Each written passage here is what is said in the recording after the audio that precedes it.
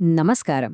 మనందరి జీవితాల్లో ఒక్కోసారి అనిపిస్తుంది కదా, మన చుట్టూ ఉన్న ఈ ప్రపంచం మొత్తం ఒకటే గందరగోళం, ఒకటే శబ్దం. మరి ఇలాంటి సమయంలో మనస్సులో ప్రశాంతతను వెతకడం ఎంత కష్టం? అయితే దాదాపు 70 ఏళ్ల క్రితం అఖండ జ్యోతి యొక్క 1952 సంచికలో ఇచ్చిన కొన్ని సూత్రాలు ఈనాటికి మనకు దారి చూపిస్తాయి. రండి, ఆ అద్భుతమైన జ్ఞానంలోకి ప్రయాణిద్దాం. మన ప్రపంచం ఎప్పుడూ ఒకటే హడావిడి, ఒకటే శబ్దాలతో నిండి ఉంటుంది. ఈ నిరంతర అలజడిలో మనసు నిశ్శబ్దంగా ఉండడమంటే అదో పెద్ద సవాలే. అసలు ఈ బయట ప్రపంచపు గందరగోళం మన లోపలి ప్రశాంతతను ఎలా దెబ్బతీస్తుందో ఒక్కసారి చూద్దాం. మరి అసలైన ప్రశ్న ఇదే: బయట ఇంత కోలాహలం ఉన్నప్పుడు మన లోపల ఉన్న ఆ నిశ్శబ్దాన్ని ఎలా కనుక్కోవాలి? మన అంతరాత్మ స్వరాన్ని ఎలా వినాలి? ఈ ప్రశ్నకు సమాధానం మనకు బయట ఎక్కడా దొరకదు. అది మనందర్లోనూ ఉంది. ఆ ప్రశ్నకు సమాధానం ఒక శక్తివంతమైన భావనలో ఉంది. అదేంటంటే మన అంతరాత్మ స్వరాన్ని మేల్కొల్పడం. సరే, మరి మన లోపలున్న ఆ మార్గదర్శినిని ఎలా వినాలో తెలుసుకుందాం. ఈ మార్గదర్శినే మనం అంతర్ధ్వని అని పిలుస్తాం. అంటే మన ఆత్మ యొక్క స్వరమన్మాట. ఇదొక ఆలోచన కాదు, ఒక భావన. ఎప్పుడైతే మనసు యొక్క గజిబిజి తగ్గుతోందో అప్పుడు ఈ స్వరం చాలా స్పష్టంగా వినిపిస్తుంది. ఏది సరైనదో, ఏది సత్యమో మనకు అదే సూచిస్తుంది. అంటే మనం బయట ఎక్కడా వెతకాల్సిన పనేలేదు. ఈ అంతరాత్మ స్వరం అనేది మనం కొత్తగా సంపాదించుకునేది కాదు. అది మనలో ఎప్పుడూ ఉంటుంది. మనం చేయాల్సిన పనెల్లా ఒక్కటే: బయటి శబ్దాలను తగ్గించి లోపల ఉన్నదాన్ని వినడానికి సిద్ధపడటం. అయితే ఆ స్వరాన్ని వినాలంటే మనల్ని మనం ఎలా సిద్ధం చేసుకోవాలి? దానికి చాలా బలమైన పునాది అవసరం. ఆ పునాదే మన శీలం, మన నడవడిక. సరే, అటువంటి చెదరని శీలాన్ని ఎలా నిర్మించుకోవాలో చూద్దాం రండి. ఒక బలమైన చెట్టుకు బలమైన వేర్లు ఎలాగో, బలమైన శీలానికి స్పష్టమైన విలువలు, నిర్మలమైన మనస్సాక్షి ఆధారం. మన పనులు మన విలువలకు తగ్గట్టుగా ఉన్నప్పుడు మన మనస్సు స్పష్టంగా ఉంటుంది. అప్పుడు అంతరాత్మ స్వరం చాలా సులభంగా వినబడుతుంది. సత్యం, కరుణ, నిజాయితీ, ఆత్మనియంత్రణ — ఇవి కేవలం నియమాలని అనుకోకూడదు. ఇవి మన అంతర్గత బలాన్ని పెంచే సాధనాలు. నిజానికి నైతికత మనల్ని బంధించదు, మనకు స్వేచ్ఛను, స్పష్టతను ఇస్తుంది. మనం ఏం చేస్తామో అదే మనం ఎవరో చెబుతుంది. మన చేతులు మన లోపలి ప్రపంచానికి ఒక అద్దం లాంటివి. ప్రశాంతమైన మనస్సు నుండే ప్రశాంతమైన పనులు పుడతాయి. నిజమైన సంక్షేమం ఎక్కడ ఉంది?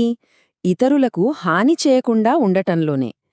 అహింస అంటే కేవలం శారీరకంగా హింసించకపోవడం మాత్రమే కాదు, మాటల ద్వారా, ఆలోచనల ద్వారా కూడా ఎవరికీ హాని చేయకుండా ఉండటం. ఇది మనల్ని, మన చుట్టూ ఉన్న ప్రపంచాన్ని బాగుచేస్తుంది. ఓకే, బలమైన శీలాన్ని నిర్మించుకున్న తర్వాత ఆ అంతర్గత జ్ఞానాన్ని మన రోజువారీ జీవితంలోకి ఎలా తీసుకురావాలి? మన ప్రతి పనిని ఉద్దేశపూర్వకంగా, ప్రయోజనకరంగా ఎలా మార్చుకోవాలో ఇప్పుడు చూద్దాం. మనం దేనిని సంపదగా చూస్తాం? భౌతిక వస్తువులనా, లేక అంతర్గత శాంతినా? ఈ బోధన ప్రకారం చూస్తే జ్ఞానం, సంతృప్తి, మంచి సంబంధాలే నిజమైన సంపద. వస్తువుల మీద మోహం మనల్ని బంధిస్తుంది, కాని నిజమైన సంపద మనకు స్వేచ్ఛను ఇస్తుంది. జీవన కళలో 3 ముఖ్యమైన సూత్రాలు ఉన్నాయి. 1. ప్రతి క్షణాన్ని సరిగ్గా వాడుకోవడం. 2. కష్టాల నుండి కూడా పాఠాలు నేర్చుకోవడం. 3. మన కోరికల యొక్క ఆకర్షణను అర్థం చేసుకుని వాటిని సరిగ్గా నిర్వహించడం. ఈ సూత్రాలు మన జీవితాన్ని జ్ఞానంతో నింపుతాయి. ఆలోచించండి, ఒకే సంఘటన 2 వ్యక్తులకు 2 రకాలుగా అనిపించవచ్చు. ఎందుకలా?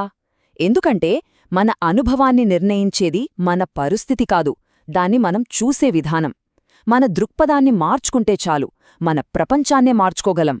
ఇప్పటివరకు మనం జ్ఞానం, కర్మల గురించి మాట్లాడుకున్నాం.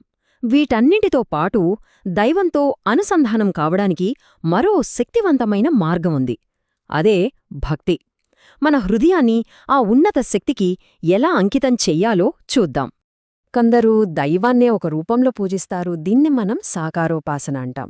మరికొందరు రూపం లేని సర్వవ్యాప్త చైతన్యాన్ని ధ్యానిస్తారు, అది నిరాకారోపాసన. చూడ్డానికి మార్గాలు వేరుగా ఉన్న గమ్యం మాత్రం ఒకటే: ఆ అంతిమ సత్యంతో ఏకం కావడం. గాయత్రీ మంత్రం లాంటి పవిత్ర మంత్రాలను జపించడం, ఆధ్యాత్మిక క్రమశిక్షణ పాటించడం వంటి పద్ధతులు మన మనస్సును శుద్ధి చేస్తాయి. ఈ సాధనల ద్వారా మన చైతన్యం ఉన్నత స్థాయికి చేరుకుంటుంది. అప్పుడు మనం అద్భుతమైన అంతర్గత శాంతిని అనుభవిస్తాం. సరే, ఈ మార్గాలన్నింటినీ అనుసరించినప్పుడు చివరికి ఫలితమేంటి? మన ఆత్మ పూర్తిగా వికసించినప్పుడు కలిగే ఆ అద్భుతమైన ప్రకాశం ఎలా ఉంటుందో ఇప్పుడు చూద్దాం. ఈ ప్రయాణం చాలా స్పష్టమైన దశలతో కూడుకుని ఉంది. ముందుగా బయటి ప్రపంచాన్ని నిశ్శబ్దం చేయాలి. తరువాత అంతరాత్మ స్వరాన్ని మేల్కొల్పాలి. ఆ తరువాత బలమైన శీలాన్ని నిర్మించుకొని ఉద్దేశ్యపూర్వకంగా జీవిస్తూ పవిత్ర మార్గంలో నడవాలి. ఇదే అంతర్గత ప్రకాశానికి దారి. ఈ అంతర్గత పరివర్తనే విచారక్రాంతి అంటే ఆలోచనా విప్లవం. ఇది కేవలం ఒక వ్యక్తిని మార్చడమే కాదు. ఎప్పుడైతే మన ఆలోచనలు మారుతాయో మన ప్రపంచం కూడా మారుతుంది. ఇదొక వ్యక్తి నుండి మొదలై మొత్తం సమాజాన్ని మార్చగల శక్తి. చివరిగా ఈ గంభీరమైన సత్యాన్ని గుర్తుంచుకుందాం. నిజమైన శాంతికి దారి బయట ఎక్కడా లేదు, అది మన లోపలే ఉంది. అన్నింటికన్నా గొప్ప ప్రయాణం మన అంతరంగంలో జరిగేదే. ఈ జ్ఞానం మన జీవితంలో ఒక భాగం కావాలంటే ఒక చిన్న అడుగుతో మొదలుపెట్టొచ్చు. మన అంతరాత్మ స్వరాన్ని వినడానికి ఈరోజు మనం తీసుకోగల ఆ ఒక్క అడుగేమిటి? ఆలోచించండి.